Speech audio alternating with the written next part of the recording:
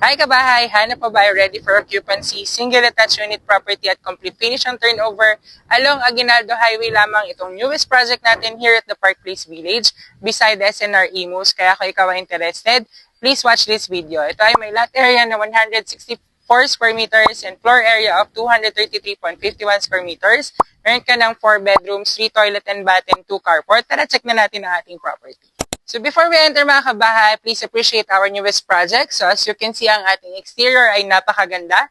Meron tayo ditong fence and gate na included upon turnover. Itong carport area natin that can fit at 2 cars. Meron tayo ditong pebble type na flooring. Ang address natin is sa emboss. May lamppost na tayo dito and the doorbell. And then syempre ito naman ang ating pedestrian gate. Tara, check na natin ating property. So dito sa foyer area natin mga kabahay, meron tayong inside gardens included upon turnover. Naka-landscape tiles ang ating flooring. And then, syempre, ito ulit ang ating parking area. So, again, kaya nito mag-accommodate up to 2 cars. As you can see, covered ditong half size ng ating parking area. And then, meron tayo ditong access papunta sa ating service area. So, dito sa setback area natin, mga kabahay, meron tayong access papunta sa dining area. And meron tayo ditong 2 to 3 meters wide na setback area. And then, ito ay papunta dito sa ating laundry area or dirty kitchen area. So, dito sa side na to, makikita nyo, meron na tayo ditong abang na laundry area. Meron tayo ditong abang na faucet, the water supply, and then ang ating outlet. Papunta naman dito sa ating lanay area na may access papunta sa ating living area. Tara, check na natin ang ating property mga kabahay. So, upon entering, meron tayo ditong steel door na included. Meron na rin siyang keypad lock.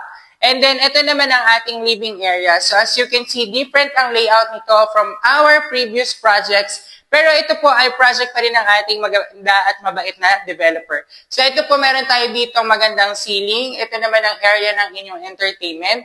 May access tayo dito na sliding door papunta sa ating lanay area. So mga kabahay, dito sa ating newest project, unlike to others, naka-open layout ng ating ground floor. Dito po naka-separate ang inyong dining area. As you can see, may additional window tayo dito na fixed at saka awning for proper ventilation and of course, additional lighting kapag kaumaga. And meron tayo ditong sliding door access going to the service area and parking area. Dito naman sa dining area, kasya dito ang 6 to 8 seaters na dining table. So ito mga kabayan, ating napakalawak na kitchen area. As you can see sa kitchen area natin, included pa rin ang ating pull-out storage. Ito po ay naka-built-in. May built-in cabinets over and under na included. May provision for microwave. Included din po sa ating turnover ang cooktop na ito. And then of course, ito ang ating double bowl kitchen sink which is made from quartz. Dito sa ground floor mga kabahay, meron tayong toilet and bath. So as you can see sa toilet and bath natin, complete fixtures pa rin po ito with shower, enclosure, and then the shower head, toilet seat, and the lavatory area. So mga kabahay, dito sa ground floor, meron tayong bedroom number 1. So as you can see, kasyang-kasya dito ang single to double size bed. Pwedeng-pwede ito sa mga senior citizens at PWD members. May provision tayo dito for aircon na window type. Meron din tayo dito windows, and then meron tayong built-in cabinets sa floor to ceiling ang height. So sa staircase area mga kabahay, ang ating flooring is made from tiles. Meron tayong fixed window dito for additional lighting. Ang railings natin is made from wood and may tempered glass ito na included upon turnover. So dito kabahay sa second floor ay meron tayong total of 3 bedrooms and 2 toilet and bath. This is bedroom number 1. So sa bedroom number 1 mga kabahay, kasya dito ang single to double size bed. May window tayo dito. And then may provision for window type aircon. Hindi mawawala ang ating built-in cabinet na floor to ceiling and then the vanity area. Ito naman mga kabayan, ang ating common toilet and bath here at the second floor. So as you can see, complete pictures pa rin po ito upon turnover.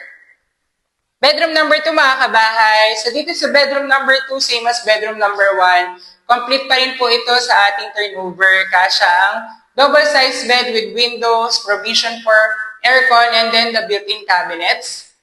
Of course, ang di mawawala ang ating vanity area.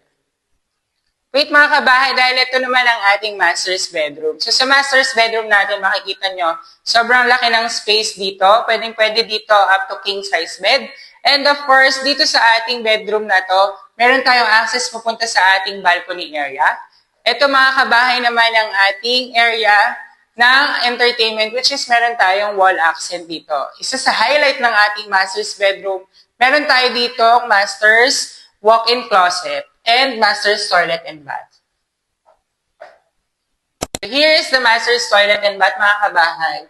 So as you can see dito sa master's toilet and bath, complete pictures ito. And then, ang highlight naman ng master's toilet and bath ay meron itong included na jacuzzi upon turnover.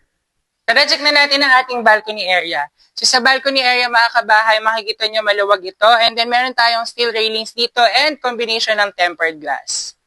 Nagustuhan mo ba, kabay, ang ating property featured for today? If you are interested, please send us a message at 0916-518-4710. Book your trippings now. This is Wag Tapawan of Exosia Properties, your PRC, and this is the accredited salesperson. Thank you for watching, kabahay!